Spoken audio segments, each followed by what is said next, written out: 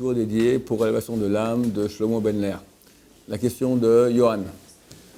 On peut voir qu'il y a, avant la Shoah, qu'il y a des grands d'Israël qui ont, entre guillemets, interdit à leur communauté et aux Juifs qui les écoutaient de retourner en Israël. C'est-à-dire qu'on peut dire, entre guillemets, qu'ils avaient une part de responsabilité dans c'est toute cette communauté-là qui sont restés sur place et qui n'ont pas pu fuir la Shoah. Mm-hmm. Question très blessante, très bonne, à laquelle il y a une réponse excellente. D'abord,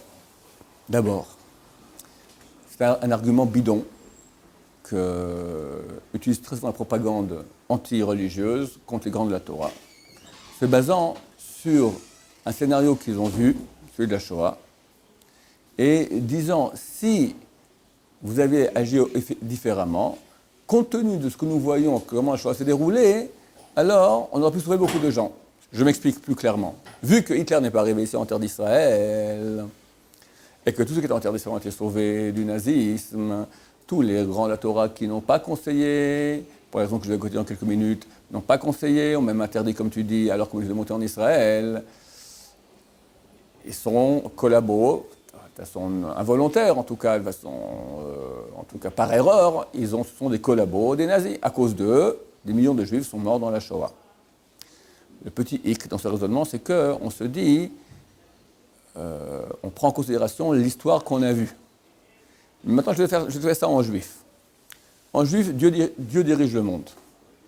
Hitler n'est qu'une marionnette, il ne peut absolument pas bouger le petit doigt si Dieu n'a pas voulu, contre les juifs. Maintenant, Dieu décide que 6 millions de juifs doivent mourir. Nous, on va jouer un tour à Hachem. Vu qu'on sait que la Shoah n'a lieu qu'en Europe, on va mettre tous les juifs en Israël. Comme ça, Hitler n'arrivera pas en Israël et on sera tous sauvés. Qu'est-ce qu'il fait Dieu? Quoi? Moi, je veux tuer 6 millions de juifs. Vous voulez m'échapper? Vous allez en Israël? C'est pas compliqué, j'amène Hitler en Israël. Non?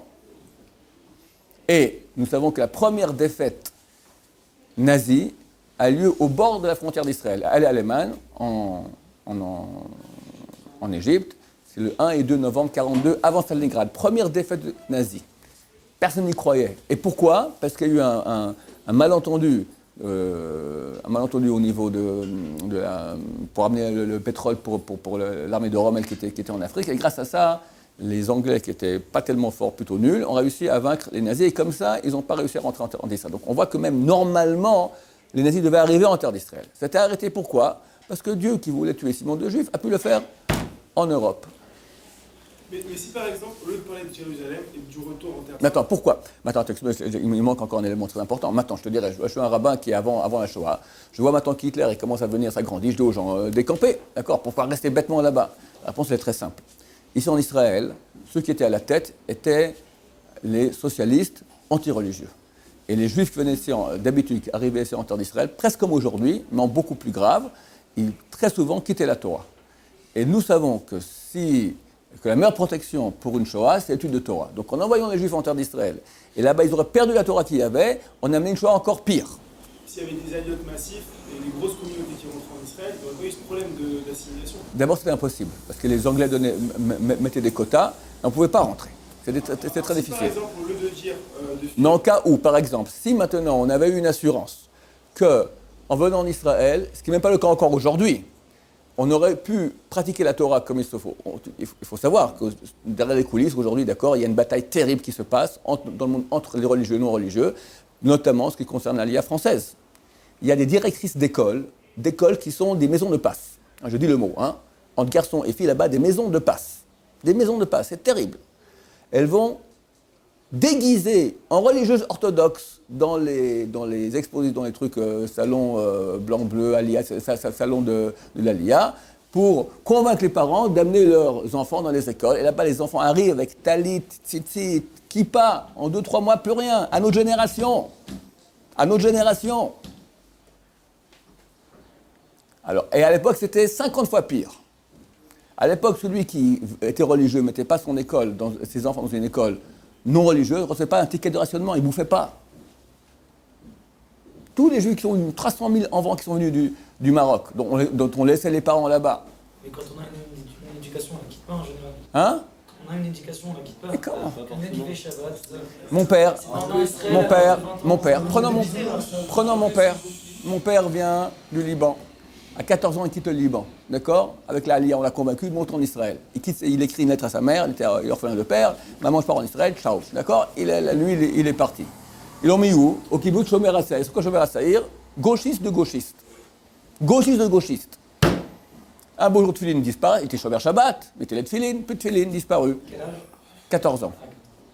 Maintenant, prends tous les jeunes gens, 15 ans, 16 ans, 17 ans, amènez ici à l'armée. Même un religieux à l'armée. Je vais te raconter une histoire terrible. Terrible, jusqu'aujourd'hui, ça me fait mal. Moi, je suis rentré volontaire à l'armée. J'étais un grand sioniste, j'ai compris que c'est une mitzvah, avant ma tchouva. Je suis rentré à l'armée, très heureux de rentrer là-bas. Le premier matin, je me lève, à Tel HaShomer. Il y a là-bas peut-être 5000 soldats, d'accord, tous le Gius, tout le monde va rentrer à l'armée. Je vois un groupe d'une vingtaine de jeunes comme ça, en rond, au milieu un chassid. Un juif chassid qui, je ne sais pas pour quelle raison, il est arrivé à l'armée. Il fout un coup de pied il est au milieu de tous, il fout un coup de pied dans les fesses, et tout le monde rigole. Et un autre, tac, et comme ça. J'ai cru que je voyais une scène du temps des nazis. Exactement comme tu vois les photos comme ça, ils se moquaient des juifs religieux comme les nazis. Même chose ici en Israël. J'aurais dû partir et leur casser la gueule à tout le monde, mais tu vois, je ne suis pas un grand gabarit. Et je suis passé, j'ai rien dit. J'aurais dû faire quelque chose. Jusqu'aujourd'hui, je sais pas, il m'aurait fait la même chose, je ne sais pas, mais j'aurais... Comment c'est possible? Vous n'êtes pas au courant de la guerre qui se passe ici. C'est terrible, terrible. À l'époque, on envoyait les juifs ici, c'était terminé. J'ai commencé à dire 300 000, c'est mon oncle, un chrono de première, d'accord, j'aimais bien, mais jusqu'à ce que je suis, après qu'il est mort, on m'a dit, oh, j'ai compris, on a fait un film sur lui qui est dans le Mossad, etc. Il était Aliat Noir. C'est un espion. Sa femme et ses enfants étaient à Paris, à Anguin. Je ne dis pas son nom, c'était il y a 60 ans maintenant. Et lui, il s'est occupé de Aliat Noir, de faire monter les jeunes du Maroc. On dit aux parents, vous occupez pas, on les met dans des écoles bien comme il faut. On vient vous prendre la semaine prochaine pour le prochain voyage. Jamais on veut prendre les parents, parce que ça ne s'intéresse pas les parents qui étaient vieux religieux marocains. Prenez les jeunes comme force de travail. Ben Gurion a dit, il faut amener maintenant une force de travail ici. Et on les rendait goy, non religieux. L'oncle de ma femme, Amram Pinto, descendant de Rabbi Haim Pinto, d'accord? Lui a été le religieux, il a dit, moi je veux Jérusalem. Il l'a emmené en voiture à Nazareth, en pleine nuit. Et Nazareth, c'est un bled, il y avait une rue et une rue, d'accord? Une rue. Alors ils ont fait la rue en haut, en bas, en bus comme ça, en taxi, voilà, tu vois, c'est Jérusalem. Avec les valises au milieu, ils l'ont posé comme ça, voilà. Le lendemain matin, il se réveille, il croit qu'il est à Jérusalem, il dit non, t'es à Nazareth. Jusqu'aujourd'hui, il est le pauvre. Alors lui, il a continué à être religieux, mais tous ces gosses, non religieux, terminé. Il y a une bataille terrible ici. Durant la Shoah, vous avez vu le cours, vous avez vu ce film-là, comment ça s'appelle? Le vrai visage d'Herzl.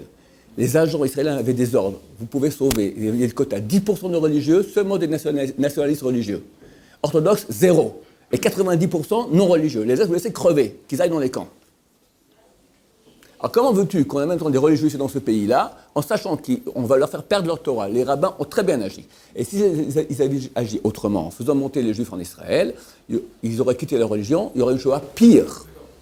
Mais aussi, par exemple, si on remplace par exemple Israël par les États-Unis, par exemple, est-ce qu'on aurait pu interdire à tous ces juifs-là de partir à l'étranger?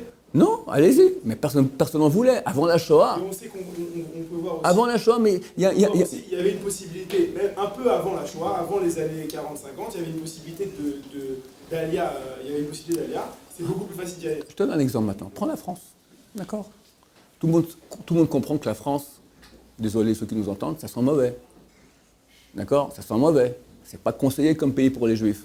On te jette par la fenêtre du 3e étage, on rentre dans les écoles, on te mitraille. C'est pas génial. Viens. La majorité des Français veulent venir. Mais dis, mais qu'est-ce que je fais? J'ai pas de travail. J'ai pas d'études, je parle pas la langue. Je reprends tout à zéro. C'est ça notre problème. Attends, non, oui, c'est une possibilité technique de quitter l'Allemagne pour aller dans notre pays, c'était pas facile du tout. De plus, au bout d'un moment, il n'y avait plus aucune possibilité. Il y a un bateau de réfugiés qui est parti d'Allemagne, 400 réfugiés, des citoyens allemands qui sont arrivés en Angleterre. L'Angleterre n'a pas voulu les recevoir, c'est-à-dire c'est plein d'espions. Et il a tourné, à la fin, il l'a envoyé en Australie. Ils sont arrivés en Australie. Oui, il y a eu un miracle très beau, je raconte l'histoire, c'est l'histoire du jour que je n'ai pas racontée. c'était déjà au début de la guerre. La guerre a déjà éclaté entre l'Angleterre et l'Allemagne. Et ce bateau-là, avec ces miskénim, ces juifs qui ont été déjà, ils ne savaient pas où aller, ils sont dans le bateau pour aller en Australie, fin du monde.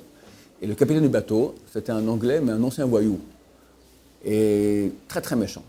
Et lui aussi croyait qu'il y avait plein d'espions allemands parmi les réfugiés juifs. Et un beau jour, il leur dit à tous, ok, vous prenez trop de place, il y a trop de poids dans toutes vos affaires, toutes les valises, par-dessus bord. Et il prend tout, déjà ils étaient sans rien du tout, prend toutes leurs affaires, tac, jette par-dessus bord. Miskening, ils arrivent pour finir en Australie, et bon. C'était il y a 20 ans peut-être, un ancien capitaine de U-boot. U-boot, c'était les sous-marins nazis. Il raconte son histoire. Il était en mission près de l'Angleterre, et il voit un bateau anglais qui part. Il le suit, et il s'avère, d'après la voie, il part pour l'Australie. Peut-être c'était autre part, je ne sais pas. En tout cas, il a compris qu'il partait sur l'Australie. Et il s'apprête à l'abattre. Il envoie un télégramme en Allemagne. Et il lui dit, ouais, tu le descends le bateau. Bon, il s'arrête, il sort le périscope pour torpiller le bateau. Tout coup, il voit un truc spécial. Il voit pour ta question, Avi, la confiance en Hachem. Il voit qu'on balance des valises du bateau et qu'on voit ce qui se passe. Bon, il ne tire pas, il attend que le bateau s'éloigne, ils font surface, ils prennent les valises, ils ouvrent dedans, ils voient des lettres en allemand, des textes en allemand, des bouquins en allemand. Ils disent, ce sont les Allemands. Ils télégraphent en allemand, on leur dit, ce sont certainement des prisonniers allemands, c'est nos citoyens à nous, vous t'accompagnez le bateau jusqu'en Australie. Tu le protèges. Le sous-marin, il a protégé le bateau toute la route jusqu'en Australie. Une fois qu'ils ont déposé tous les Allemands là-bas, le bateau revient, et là, le capitaine du bout, il a descendu, il a torpillé le bateau anglais avec le capitaine voyou qui était là-bas. Alors, sur place, tous les Juifs, ils disent, regarde ce que Dieu nous fait. Non seulement on est exilés, en plus toutes nos affaires, tous les trucs, j'ai plus rien, j'ai plus de filles, plus rien du tout. On t'a sauvé la vie. Et des fois, nous, on comprend tout en mal, alors que Dieu nous fait tout en bien. Quoi qu'il en soit, je te montre ici un exemple. Ce bateau-là, il a erré. C'est très, très compliqué. Après la guerre aussi. Exodus, etc., tous ces bateaux qui voulaient venir. Pourquoi on ne pouvait pas... C'était un problème. Aucun pauvre pays. C'est après la Shoah, je te parle. Alors, plus forte raison, avant la Shoah, personne ne voulait nous accueillir. Ceux qui ont réussi à partir par-ci, par-là. Oui, combien de Français ont quitté la Pologne et sont arrivés à Paris? Combien de Polonais et de Juifs sont arrivés à Paris? Il y a eu. Mais tu ne peux pas dire à tout le monde de décamper. Il y avait une époque, avant la Shoah, même avant la Première Guerre mondiale, il y avait une époque où les Juifs ils pouvaient revenir en Israël. Ouais, mais tu sais, il y avait la famille. Tu sais qu'ici à Jérusalem, les gens crevaient de faim. C'est sûr. Crevaient de faim. Mouraient, il y a des gens qui sont beaucoup. Aujourd'hui, par exemple, s'il y a des gens qui veulent faire leur alia, ouais. On leur conseille de faire leur alia. Absolument, on leur dit attention. Même si c'est difficile. Bien sûr qu'on leur conseille. Et comment Rabbi Chaim Kanevski, à tout le monde. Moi, j'ai envoyé une lettre au Rabbi Chaim Kanevski. Évidemment, c'est très difficile, des fois, pour des gens qui... Moi, j'ai envoyé une lettre au Rabbi Chaim Kanevski il y a 2-3 ans. Je l'ai fait comme ça. Jusqu'à aujourd'hui, quand quelqu'un voulait faire sa lia, on regardait on ne disait pas à tout le monde monter. Chacun regardait.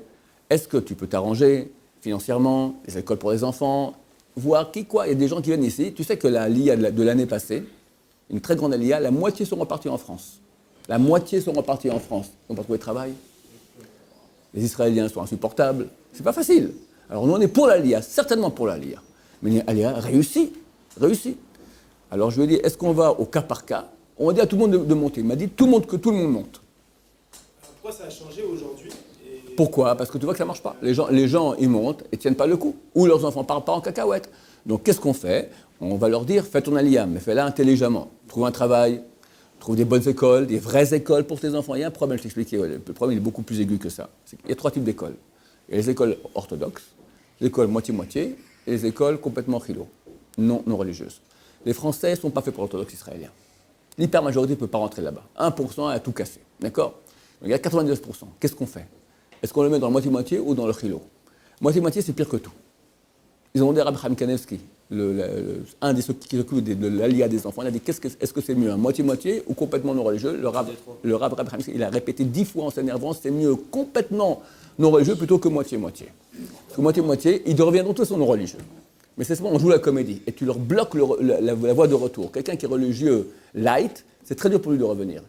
On ne peut pas lui dire deviens rachat. D'accord? Mais un rachat, un type qui est vraiment hors du coup, il sait qu'il n'est pas dans le coup, il peut revenir. Quelqu'un qui. Rachid dit comme ça dans un commentaire Dans Betsa, page 17, on finira avec cela. Il dit quelqu'un qui fait du moitié-moitié, pour 3 raisons, c'est mauvais. Un, parce qu'il ne peut pas faire tchouva, parce qu'il dit moi je suis bien. Bon, je ne fais pas tout comme il faut, mais ça va. Deuxièmement, les gens apprennent de lui. Ça devient une chitane, une façon de faire. C'est comme ça. Il y a un mouvement de gens qui font du moitié-moitié. Donc les gens apprennent de lui. Troisièmement, il déracine la Torah, la vraie Torah. C'est une nouvelle Torah qu'il est. Mieux vaut qu'il y ait le juste et le faux, et pas un moitié-moitié. Alors comment vous voulez qu'un Français... C'est un gros problème. Mais nous, les Français, on est moitié-moitié, vous avez ça, on va partager. C'est un gros problème. La majorité des Français, c'est beaucoup de moitié-moitié. Mais comment on est des bons moitié-moitié par rapport au moitié-moitié israélien? On a peur de France. Notre moitié-moitié à nous, il vaut rien par rapport à moitié-moitié israélien. Ok, notre religieux à nous en France, Il est mieux. il est beaucoup moins bien Non. qu'un vrai religieux. Non. Le moitié-moitié français, il est mieux que le moitié-moitié israélien. C'est ce que je dis. Ouais. C'est ce que je dis. Autant Ouais. le Haredi en France, Ok, alors, il est moins élevé que le Haredi en Israël. Alors tu l'amènes ici dans un moitié-moitié. Lui, c'est un bon moitié-moitié parce qu'il veut avancer. Il n'y a pas en France la chita, il y a très peu. La chita, la méthode, le mouvement politique qui dit moitié-moitié. Il n'y a pas ça.